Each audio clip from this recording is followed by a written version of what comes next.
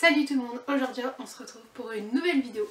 Je suis enfin revenue dans mon décor habituel, qui est tout simplement mon appartement étudiant, puisque j'ai repris les cours. Là c'est la première semaine où je reprends les cours. Je vous ferai une vidéo sur mon humeur, mon mood de la rentrée la semaine prochaine. En attendant, aujourd'hui je reviens pour un update lecture. J'ai fait quelques petites lectures ces derniers temps qui entrent dans le Pumpkin Autumn Challenge et certaines qui n'entrent pas du tout dans le Pumpkin Autumn Challenge. Donc tout d'abord, ce qui est hors challenge, il y a Sweet Tooth, donc le tome 1, enfin le volume 1 de Jeff Lemire dans les éditions Urban Comics. Alors si vous avez vu ma vidéo Pumpkin Autumn Challenge, vous savez que le tome 2 y est parce que j'avais déjà lu le 1 lorsque le challenge a commencé. Je voulais quand même vous faire un update de ce gros volume, il faut le dire. On se retrouve dans un univers assez particulier puisque on est dans un monde post-apocalyptique où eh bien, une nouvelle espèce a vu le jour, une nouvelle race. Cette nouvelle race, c'est tout simplement des hybrides qui sont mi-humains, mi-animaux. Donc là, on va suivre éventuellement ce personnage aussi qui est mi-humain, mi-cerf. Et donc ces hybrides seraient la cause de l'apocalypse, voilà, de tous ces phénomènes qui se sont passés après cet apocalypse. Et les humains n'aiment pas forcément vraiment beaucoup ces hybrides. On va suivre un jeune enfant qui s'appelle Gus et qui fait partie du coup de ces hybrides. Et en fait, il va perdre son père dès les premières pages du comics, tout simplement à cause de la maladie qui s'est engendrée à cause de cette nouvelle espèce. Et Gus va se retrouver seul, seul face au monde. Il était très retiré du monde parce que son père voulait vraiment le protéger, éviter qu'il ait de contact avec d'autres personnes parce qu'il savait que les humains n'étaient pas très accueillants avec les hybrides. Et donc quand Gus se retrouve tout seul, il décide d'aller découvrir le monde et il va rencontrer voilà, des personnes malveillantes, des personnes malhonnêtes et également des personnes honnêtes. Dans ce tas, je ne dirais pas lequel, il y a Jepper, je sais pas trop comment on le dit, qui est tout simplement un humain qui a subi une tragédie dans sa vie à cause de l'apocalypse et du coup qui essaye de se reconstruire, mais qui essaye, voilà, il a un objectif précis que je ne peux pas vous délivrer parce que vous allez le découvrir si vous lisez le volume 1. Et en fait c'était hyper intéressant parce que eh bien, on a les deux points de vue, donc des deux personnages qui sont très très bien développés, qui sont développés de la même manière plus ou moins et qui sont tous les deux aussi complètes l'un de l'autre. Voilà, on n'a pas des lacunes sur un personnage comparé à un autre. La relation entre les deux est incroyable, formidable, peu commune et c'était très, je dirais pas beau, mais voilà, très poétique de voir une relation entre un petit et un assez vieux, une personne assez âgée avec plein de différences et c'était vraiment une très très bonne lecture. C'est pour ça d'ailleurs que j'ai mis le tome 2 dans mon challenge, même si je ne sais pas encore si je vais l'acheter ou non parce que c'est quand même des comics qui ont un certain prix et voilà, on va pas dire que je roule sur l'or, surtout en tant qu'étudiante, donc ça c'était une très très bonne lecture. Je sais que je vais lire les autres tomes mais je ne sais pas quand. Dans le menu Automne Enchanteur, j'avais mis énormément de mangas qui traitent d'une histoire d'amour parce qu'il y avait une sous-catégorie avec les mots-clés romance.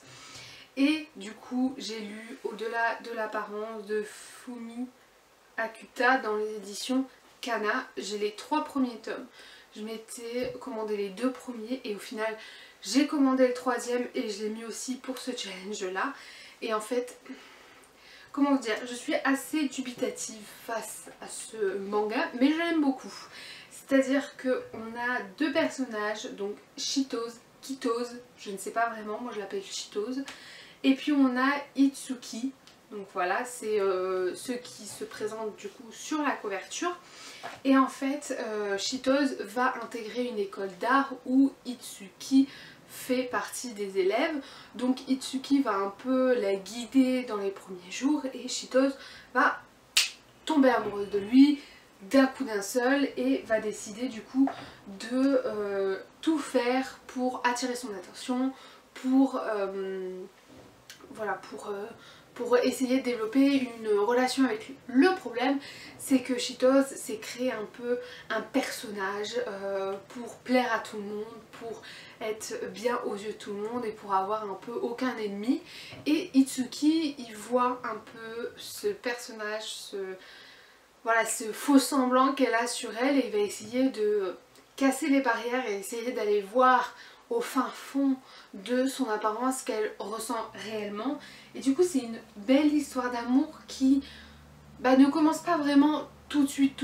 On voit qu'il y a de l'amour, c'est pas un couple, c'est une personne qui essaye de attirer l'attention alors que l'autre essaye de casser les barrières. Donc voilà, la relation n'est pas vue de la même manière d'un personnage à un autre, mais c'est quand même deux personnages que j'aime beaucoup. Encore une fois, c'est un manga et du coup tout se passe très vite. On a l'impression que tout se passe en une journée et au final, là je suis au 3e tome et j'aime toujours autant. Je trouve que l'auteur s'améliore parce que le premier tome était vraiment bof bof pour ma part. Soyons clairs, je ne suis pas du tout habituée à ce genre de lecture romance manga. Et en fait le 2e tome je trouve meilleur et le 3e tome encore meilleur. Et je trouve que les personnages sont de plus en plus travaillés, de plus en plus profonds. On voit qu'il n'y a pas seulement l'histoire du duo Cheetos-Itsuki, mais qu'il y a aussi d'autres histoires qui viennent un peu, voilà, contrer celle-ci en parallèle. Donc c'était une bonne lecture, j'ai lu les 3 très rapidement, donc voilà, je pense que ça peut être une lecture que je peux conseiller à ceux qui aiment bien la romance. C'est vrai que moi qui n'ai pas l'habitude, j'étais un peu dubitative et au final je me suis pris au jeu très rapidement. Ensuite, j'ai mis également dans la même catégorie, dans le même menu, les 2 premiers tomes de Irrésistible de Azusa Mase. Et ben je dois vous dire que j'aime moins ce manga là que Au-delà des apparences, parce que dans ce manga, c'est présenté comme voilà, Serena qui découvre sur sa table d'études une chanson qui est gravée et elle décide de répondre à cette chanson, et en fait il y aura tout un dialogue qui va se faire. Serena va alors essayer de savoir, de découvrir en fait quelle est la personne derrière ces petites notes sur sa table d'études. Elle va découvrir que c'est un jeune homme qui s'appelle Senpai, et en fait elle va essayer d'aller lui parler, de créer quelque chose, de voir en fait voilà, comment il est, machin, je dirais la situation basique. Mais en fait j'ai l'impression que tout se passe tellement vite, parce que quand on m'a présenté ça je me suis dit c'est cool, il y aura voilà un petit dialogue qui va se faire par exemple sur la table pour pouvoir voilà, se connaître un peu plus. Je m'étais dit que ça aurait été mignon, voilà. En fait le dialogue de la page ça dure un chapitre et basta. Elle découvre très rapidement qui c'est, en quelques pages elle sait qui c'est, elle va le voir, elle lui parle. Donc voilà, moi on me l'a présenté d'une manière, j'ai lu, c'était d'une autre manière, donc c'est peut-être pour ça aussi que ça m'a un peu déçue. Mais après, je trouve aussi que la relation entre Senpai et Serena se développe extrêmement rapidement alors que ce sont que des adolescents. Donc voilà, ça me gêne un peu cette romance adolescente qui devient presque adulte. Après, je suis qu'aux 2 premiers tomes, donc je ne sais pas du tout comment ça se développe. Apparemment, dès le 2e tome, il y a d'autres personnes qui vont rentrer dans ce cercle, dans ce duo, qui pourraient peut-être donner un petit peu plus d'action. Mais ça reste une lecture, voilà. Elle était bien, j'ai passé un bon moment, je l'ai lu, j'ai envie de connaître la suite. Mais c'est pas du tout un coup de cœur et c'est pas quelque chose que je relirai. Ensuite, nous avons Six of Crows, forcément, donc de Leigh Bardugo. Ça a été édité chez Milan Jeunesse. Vous connaissez peut-être Leigh Bardugo par la série Grécha que j'ai lu. J'ai lu les 3 premiers tomes genre en moins d'une semaine, tellement j'ai adoré, tellement j'ai été prise dedans. Mais voilà, j'ai voulu quand même lire Six of Crows après Grécha parce qu'on m'a plutôt conseillé de le faire après Grécha.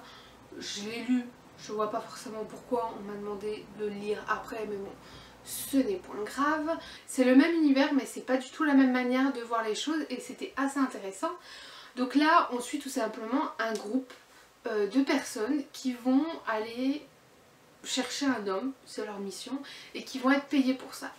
Dans cette équipe, on a 6 personnages qui sont très différents les uns des autres, mais quand je vous dis très différents, c'est vraiment différent.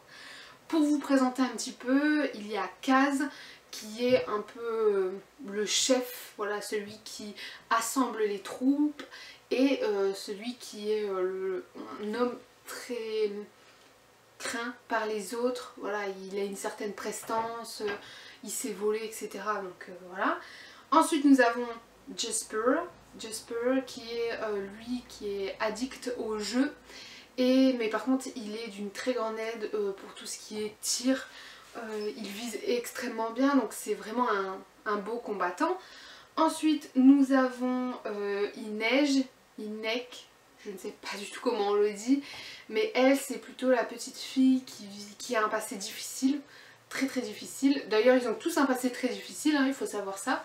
Mais elle a un passé assez compliqué et donc elle côtoie Kaz et elle a un peu son bras droit, on l'appelle le spectre ou on peut l'appeler aussi l'araignée parce qu'elle sait se déplacer sans faire de bruit.